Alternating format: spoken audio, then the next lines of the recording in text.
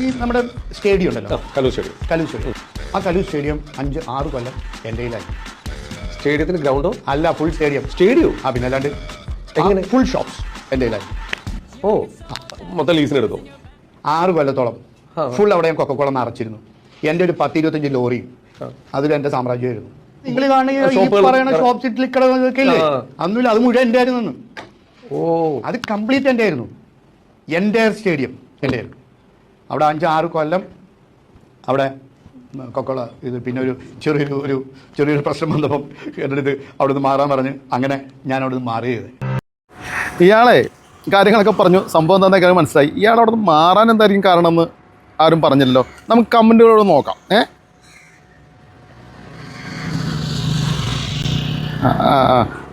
അയാൾ പറഞ്ഞത് സത്യമാണ്, ഓക്കെ. പക്ഷെ അവിടുന്ന് മാറാൻ പറഞ്ഞ കാരണം അയാൾ പറഞ്ഞില്ല. കള്ളും കഞ്ചാവും മയക്കുമരുന്നും പെണ്ണും കുട്ടിക്കൊടുപ്പും ഒക്കെ ആയപ്പോൾ എടുത്ത് വലിച്ചെറിഞ്ഞു, അത്രയേ ഉള്ളൂ. ഇവിടെ കലൂർ വന്നിട്ട് അന്വേഷിച്ച് നോക്ക്, സംശയമുണ്ടെങ്കിൽ. അത് അടിപൊളി കമൻ്റാണല്ലേ. എന്താ അവസ്ഥ, ഇതൊക്കെ ആയിരിക്കും അല്ലേ? ശരി അല്ലേ ഒജിയണ്ണ?